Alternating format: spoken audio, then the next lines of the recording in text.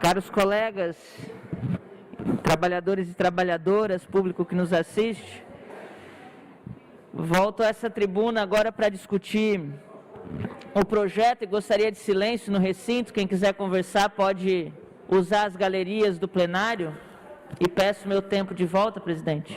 Pois não, vereadora Carla. Pessoal, vamos respeitar a vereadora na tribuna e peço que restitua o tempo da vereadora Carla por 10 minutos. Obrigada. Eu queria reafirmar nessa tribuna e para todas e todos que nos acompanham que esta reforma apresentada aqui, este PL, é uma cartilha e que os municípios brasileiros estão reféns da reforma do senhor Paulo Guedes e de Jair Bolsonaro. Estão reféns. E eu queria destacar dois elementos muito importantes nessa prisão que foi colocado os municípios.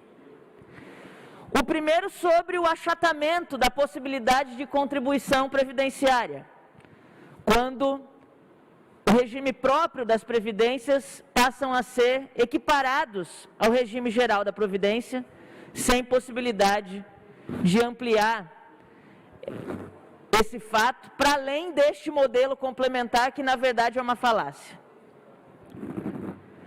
O segundo ponto é que nós estamos vivenciando no Brasil uma conjuntura extremamente caótica do ponto de vista social e sobretudo econômica, que muitos e muitos atribuem à pandemia, que em parte é verdade, mas que é verdade também que está associada a um projeto de destruição dos direitos sociais.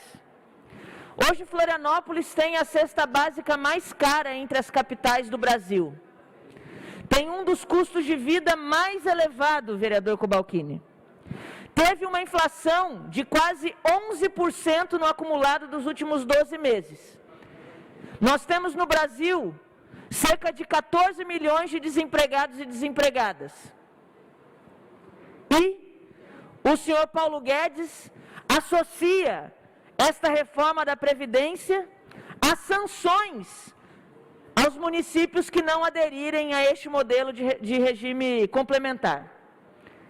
Sanções que, ao mesmo tempo em que a política econômica do Guedes aprofunda a desigualdade social, impossibilita os municípios de assistirem essas famílias, essa população, quando se não aderirem a essa reforma, não podem mais acessar financiamentos, créditos, repasses constitucionais como o Fundeb, como o Fundo de Saúde, Fundo de Assistência e uma série de outros recursos. O senhor João Loureiro segue essa cartilha, vereadora Mariane. E mais intencionalmente ainda, quando não cumpre os prazos que nós já discutimos aqui nessa tribuna anteriormente, quando abre mão da participação popular e da discussão com a categoria, e pior, quando a maioria desta casa tende a chancelar essa postura autoritária e predatória do prefeito. Eu ainda refaço o questionamento que coloquei no início da sessão sobre o que Jean Loureiro fará com o prazo da própria emenda constitucional que venceu dia 13 de novembro, para que essa lei tenha validade. Eu ainda não entendi, porque eu não sei se no direito constitucional, no direito legislativo, final de semana e feriado conta, como o senhor Catu me colocou. Se tiver algum professor de direito constitucional aqui, eu dou uma parte. No meu entendimento, nós estamos já votando uma legislação inócua e queria o entendimento dos juristas da casa sobre isso. Jean Loureiro teve 2 anos. Além disso, tem outros prazos sobre os quais eu acho que é importante destacar deste projeto, que eu não sei se está evidente para todos os trabalhadores e trabalhadoras e para todos os vereadores e vereadoras, mas esse regime complementar que está em votação, ele não entra em vigor, querido colega Bruno, ele não entra em vigor no ato da aprovação, não entra, porque de acordo com a própria Constituição Federal e com o direito tributário, é preciso 90 dias após a publicação dessa matéria para que ela passe a vigorar. E mais que isso, a própria legislação já diz que para o regime de previdência consuma, é preciso contrato de adesão, é preciso autorização do órgão fiscalizador, é preciso autorização do órgão de supervisor das entidades de previdência, e nada disso nós temos ainda. Então, além do prazo já estar estourado, ainda há uma série de burocracias necessárias para que essa lei passe a vigorar. Dito isso, eu ainda entendo que existem dúvidas pairando sobre a aplicação ou não dessa lei. Porque está disposto, vereador Renato, no artigo 9º da própria Emenda Constitucional 103, que é preciso a apresentação do equilíbrio financeiro e atorial. Nós não temos demonstrativo sobre isso. Aliás, a própria Emenda Constitucional diz que a possibilidade do regime de previdência complementar deve ser feito aos municípios em déficit com a Previdência.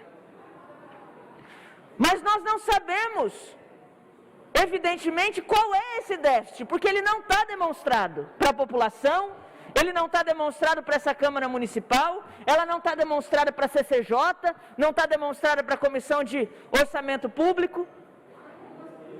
Inclusive, eu acho que seria de extrema pertinência para aqueles parlamentares que se dizem salvaguarda do serviço público, mais para destruí-los do que para fortalecê-los, que a gente se emanasse aqui numa CPI sobre o rombo da Previdência. Que a gente assinasse aqui, no final dessa discussão, uma CPI sobre o rombo da Previdência. Que o próprio G. Loureiro se comprometesse como uma auditoria do déficit da Previdência. E daí não adianta votar criticamente, dar um voto de confiança, sendo que a gente sabe que ele não vai consertar nada disso. A gente está aqui há 11 meses, a maioria dessa casa dando carta branca, voto de confiança, para uma gestão completamente descomprometida com o povo e com os trabalhadores. Insustentável é o modelo que se apresenta, que rompe com a solidariedade entre gerações. Isso é insustentável. Essa conta que não fecha. Existe para aqueles que aderirem ao regime complementar, aliás, só existe a possibilidade de aderir ao regime complementar aqueles que ganham acima do teto. Nós não tivemos tempo para estudar nessa casa, devido ao regime de urgência e urgentíssima, se a emenda constitucional diz ou não o que sobre os que ganham abaixo do teto. Pode ou não pode? Se não pode, já ganha abaixo do teto, já tem uma contribuição menor, vereador Marquito, e ainda lhe é retirado o direito de complementar? É isso que diz a reforma do Guedes ou a reforma do Jean? A serviço do quê? Além de tudo, esse RPC traz a possibilidade da contribuição definida. Não sei se todos sabem o que isso significa, mas significa que será feita uma poupança, em que, se o servidor tiver 10 anos de contribuição, e se nesses 10 anos essa poupança tiver 100 mil reais, ele pode optar, vereador Marquito, em sacar mensalmente esses 100 mil reais até acabar, não é para o resto da vida igual a reforma, a Previdência Geral, ou sacar tudo. E é aí que a conta não fecha, é aí que a solidariedade se rompe, é aí que as gerações vão ficar sem o direito à aposentadoria e à Previdência. Mais uma vez eu reforço, nos 30 segundos que me restam, perfeitamente, que este projeto necessitaria, e essa Câmara não deveria abrir mão do seu direito fiscalizador, de entender qual é a previsão de gastos, qual é o aporte, onde, porquê e de quanto é o déficit da Previdência do município, que abre precedente para que essa reforma aconteça. Deixo aqui vereador Marquito, vereadora Cíntia, vereador Renato, vereador Afrânio e aos demais que quiserem acompanhar, que nós vamos estar pedindo a CPI do rombo da Previdência. Obrigada.